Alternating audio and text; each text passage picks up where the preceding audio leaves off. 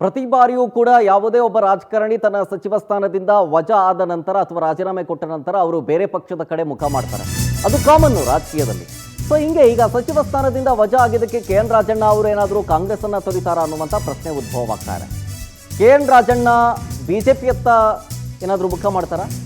ಅವ್ರನ್ನ ಸೆಳೆಯೋದಕ್ಕೆ ತೆರೆಮರೆಯಲ್ಲಿ ಕಸರತ್ತು ನಡೀತಾ ಇದೆಯಂತೆ ಬಿಜೆಪಿಯಿಂದ. ಈ ಬಗ್ಗೆ ನಿನ್ನೆ ವಿಧಾನಸಭೆ ಮೊಗಸಾಲೆಯಲ್ಲೇ ನಾಯಕರು ಚರ್ಚೆ ಮಾಡ್ತಾರೆ. ಇದ್ರ ಬಗ್ಗೆ ಸದನದ ಮೊಗಸಾಲೆಯಲ್ಲೇ ರಾಜ್ಯಾಧ್ಯಕ್ಷರು ಕುಳಿತುಕೊಂಡಿದ್ರು. ಅವರ ಪಕ್ಕದಲ್ಲೇ ಶಾಸಕರಾದಂತಹ ಸುರೇಶ್ ಗೌಡ ಅವರು ಕೂಡ ಕೂತಿದ್ರು. ಸುರೇಶ್ ಗೌಡರು ತುಮಕೂರು ಗ್ರಾಮಾಂತರದ ಶಾಸಕರು. ಈ ವೇಳೆ ರಾಜಣ್ಣ ರಾಜೀನಾಮೆಯ ಬಗ್ಗೆ ನಾಯಕರು ಚರ್ಚೆ ಮಾಡ್ತಾ ಇರ್ತಾರೆ. ಆಗ ಅಲ್ಲಿಗೆ ವಿಪಕ್ಷ ನಾಯಕ ಆರ್ ಅಶೋಕ್ ಅವರು ಎಂಟ್ರಿ ಕೊಡ್ತಾರೆ. ರಾಜಣ್ಣಗೆ ಬಿಜೆಪಿ ಏನಾದರೂ ಬುಲಾವ್ ಕೊಡುತ್ತಾ, ಅಂದರೆ ತಮ್ಮ ಪಕ್ಷಕ್ಕೆ ಕರೆದುಕೊಳ್ಳುವಂತಹ ಒಂದಷ್ಟು ನಿರ್ಧಾರಗಳನ್ನು ತೆಗೆದುಕೊಳ್ಳುವಂತಾಗತ್ತಾ? ಇದ್ರ ಬಗ್ಗೆ ಡಿಸ್ಕಸ್ ಮಾಡ್ತಾರಾ? ರಾಜಣ್ಣ ಅವರ ರಾಜೀನಾಮೆಯ ಬಗ್ಗೆ ನಾಯಕರು ಚರ್ಚೆ ಮಾಡಿದ್ದಾರೆ ಮೊಗಸಾಲೆಯಲ್ಲಿ. ವಿಪಕ್ಷ ನಾಯಕ ಆರ್ ಅಶೋಕ್ ಅವರು ಬರ್ತಾ ಇದ್ದಂತೆ ಈ ರಾಜಣ್ಣ ಅವರ ರಾಜೀನಾಮೆ ವಿಚಾರಕ್ಕೆ ಸಂಬಂಧಪಟ್ಟಂತೆ ಚರ್ಚೆ ಆಗಿ ರಾಜಣ್ಣಗೆ ಬಿಜೆಪಿಯ ಶಾಲು ಹಾಕಿ ಬಿಡೋಣ ಹೀಗಂತ ಸುರೇಶ್ ಗೌಡರು ಹೇಳ್ತಾರೆ.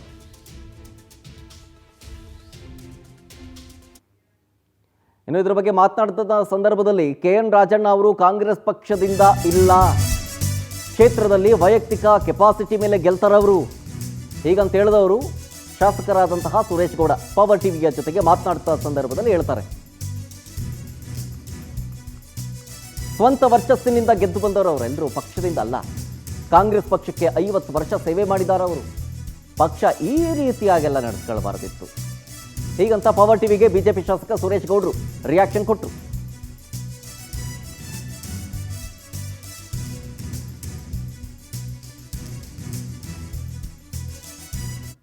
ಸಹಕಾರ ಸಚಿವ KN ರಾಜಣ್ಣ ಅವರನ್ನ ಸಂಪುಟದಿಂದ ವಜಾ ಮಾಡಲಾಗಿರ್ತಕ್ಕಂಥದ್ದು. ಈ ಬಗ್ಗೆ ಮಾತನಾಡೋದಕ್ಕೆ ನಮ್ಮ ಜೊತೆ ಬಿಜೆಪಿ ಶಾಸಕರಾದ ಸುರೇಶ್ ಗೌಡ ಅವರು ಇದ್ದಾರೆ. ಸರ್, ಪ್ರಮುಖವಾಗಿ ನಿಮ್ಮ ಜಿಲ್ಲೆಯ ಸಚಿವರನ್ನ ಇವತ್ತು ವಜಾ ಮಾಡಲಾಗಿದೆ ಸರ್. ರಾಹುಲ್ ಗಾಂಧಿ ಅವರ ಮತಗಳ್ಳತನದ ವಿರುದ್ಧ ಆರೋಪ ಮಾಡಿದಕ್ಕೆ ಅದಕ್ಕೆ ಕೌಂಟರ್ ಕೊಟ್ಟಿದ್ದಾರೆ ಅಂತ. ರಾಜಣ್ಣ ಒಬ್ಬ ಹಿಂದುಳಿದ ಸಮಾಜದ ನಾಯಕರು. ನಮ್ಮ ಇಡೀ ರಾಜ್ಯದಲ್ಲಿ ಅವರು SC ST ಹಿಂದುಳಿದ ಸಮಾಜದ ಸಂಘಟನೆ ಮಾಡಿದಂಥವ್ರು.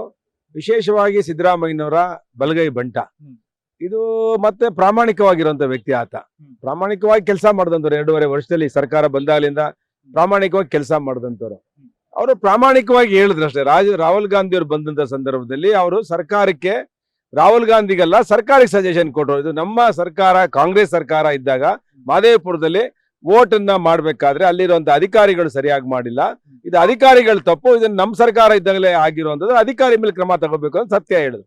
ಅವರ ಒಂದು ನೇರವಾದ ಮಾತುಗಳೇ ಇವತ್ತು ಸಚಿವ ಸ್ಥಾನವನ್ನ ಕಳೆದುಕೊಳ್ತಕ್ಕಂತ ಪರಿಸ್ಥಿತಿಯನ್ನ ತಂದೊಡ್ತಾ ಅಂತ. ಅಲ್ಲ, ಅದು ಗೊತ್ತಿಲ್ಲ ನನಗೆ. ಅದು ರಾಜಣ್ಣ ಅವರು ಸತ್ಯ ಯಾವಾಗಲೂ ಕಠೋರವಾಗಿರುತ್ತೆ. ಸತ್ಯ ಅದಕ್ಕೆ ಪ್ರಪಂಚದಲ್ಲಿ ಯಾರು ಹೇಳಲ್ಲ. ಕೆಲವೇ 1% ಜನ ಸತ್ಯ ಹೇಳ್ತಾರೆ. ರಾಜಣ್ಣ ಅವ್ರು ಯಾವಾಗಲೂ ಧೈರ್ಯವಾಗಿ ಹೇಳ್ತಾ ಇದ್ರು. ಅವ್ರ ಮೇಲೆ ಒಂದು ಹನಿ ಟ್ರಾಪ್ ಅನ್ನ ಅಸೆಂಬ್ಲಿ ಒಳಗಡೆ ಪ್ರಸ್ತಾಪ ಮಾಡಿದ್ರು. ಈಗಾಗಲೇ ಅದನ್ನ ಬಿ ರಿಪೋರ್ಟ್ ಹಾಕಿದ್ರು. ಅಂದ್ರೆ ಯಾರ ಮೇಲೆ ಅವರು ಆರೋಪಗಳನ್ನ ಮಾಡ್ತಾ ಬಂದ್ರು, ಏನೇನ್ ಆಗ್ತಾ ಇದೆ ಕಾಂಗ್ರೆಸ್ ನಲ್ಲಿ ಅಂತ. ಅದಕ್ಕೆ ಇವತ್ತು 2ನೇ ದಿನ ಹೇಳಿದ್ರು ಈ ತರ ವೋಟರ್ ಲಿಸ್ಟ್ ನ ವೋಟ್ ಕದ್ದಿಲ್ಲ, ಅದ ವೋಟರ್ ಲಿಸ್ಟ್ ಅಲ್ಲಿ ಏನು ಇದಾಗಿಲ್ಲ. ಇದಕ್ಕೆ ಕಾರಣ ನಮ್ಮ ಕಾಂಗ್ರೆಸ್ಸಿನ ಆಡಳಿತದಲ್ಲಿ ಇದ್ದಾಗಲೇ ಇದು ಅಧಿಕಾರಿಗಳ ಕಾರಣ, ಅವ್ರ ಮೇಲೆ ಕ್ರಮ ತಗೊಳ್ಳಿ ಅಂತ ಹೇಳಿದ್ರು. ಅಂತ ವಿಷಯಕ್ಕೆ ರಾಜಣ್ಣ ಅಂತ ಒಬ್ಬ ಹಿಂದುಳಿದ ನಾಯಕನ, ಸಿದ್ದರಾಮಯ್ಯನವರ ಬಲಗೈ ಬಂಟನ್ನ ಸಿದ್ದರಾಮಯ್ಯನವರು ವಜಾ ಮಾಡಿದ್ದು ಬಹಳ ನೋವಿನ ಸಂಗತಿ. ಕೊನೆಯದಾಗಿ ತಾವು ರಾಜಣ್ಣ ಅವರಿಗೆ ಬಿಜೆಪಿ ಪಕ್ಷಕ್ಕೆ ಆಹ್ವಾನ ಕೊಡ್ತೀರಾ? ರಾಜಣ್ಣ ನೋಡ್ರಿ, ಪಕ್ಷವನ್ನ ಮೀರಿ ಬೆಳೆದಿರುವಂತ ವ್ಯಕ್ತಿ ಅಂತ ನಾನು ಹೇಳಿದ್ದೇನೆ. ರಾಜಣ್ಣ ನನ್ನ ಆತ್ಮೀಯ ಸ್ನೇಹಿತರು. ನಮಗೆ ಅವ್ರನ್ನ ಹೋಗಿ ಭೇಟಿ ಮಾಡ್ತೀನಿ, ಅವ್ರಿಗೊಂದು ಸಮಾಧಾನ ಹೇಳ್ಬೇಕು. ನನ್ನ ಕರ್ತವ್ಯ ಅದು. ಯಾಕಂದ್ರೆ ಈ ನಡೆಯಿಂದ, ಹೈಕಮಾಂಡ್ ಈ ನಡೆಯಿಂದ ರಾಜಣ್ಣ ಅವರು ಕೂಡ ಬಹಳಷ್ಟು ಆಘಾತಕ್ಕೊಳಗಾಗಿದ್ದಾರೆ ಸರ್. ನ್ಯಾಚುರಲಿ ಒಬ್ಬ 50 ವರ್ಷ ಕಾಂಗ್ರೆಸ್ ಅಲ್ಲಿ ಪಾರ್ಟಿ ಕರೆದಂತ ಮನುಷ್ಯ ಇಲ್ಲ. ಒಂದ್ಸಲಿ ದಳಕ್ಕೆ ಹೋಗಿ ಶಾಸಕರಾಗಿದ್ರು ಅವರು. ಆದ್ರೆ ಎಲ್ಲಾರನ್ನೂ ಪ್ರೀತಿ ಮಾಡಿ, ಇಡೀ ಜಿಲ್ಲೆ ಒಳಗಡೆ ಎಲ್ಲಾರನ್ನೂ ಪ್ರೀತಿ ಮಾಡಿ ಕರ್ಕೊಂಡು ಹೋಗ್ತಿದ್ದಂತ ವ್ಯಕ್ತಿ. ಅವ್ರಿಗೆ ಈ ರೀತಿ ಆಗಿರೋದು ನಮಗೂ ನೋವು ತಂದ್ರೆ. ನಾನು ಸಿಕ್ಕಿದಾಗ ಮಾತಾಡ್ತೀನಿ. ನಾನು ಬರ್ತಾರೆ ನಾಳೆ ಅಸೆಂಬ್ಲಿಗೆ ಅನ್ಸುತ್ತೆ, ಮಾತಾಡಿ ನಾನು ನಿಮ್ಗೆ ಹೇಳ್ತೇನೆ. ನಮಸ್ಕಾರ.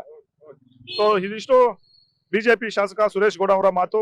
ರಾಜಣ್ಣ ಅವರು ಪಕ್ಷವನ್ನ ಮೀರಿ ಇರ್ತಕ್ಕಂತ ವ್ಯಕ್ತಿ ಅನ್ನೋ ಒಂದು ಮಾತನ್ನ ಅವ್ರು ಹೇಳಿದ್ದಾರೆ. ಕ್ಯಾಮರಾ ಪರ್ಸನ್ ಧನರಾಜ್ ಜೊತೆ ಆನಂದ್ ನಂದಗುಡಿ, ಪವರ್ ಟಿವಿ.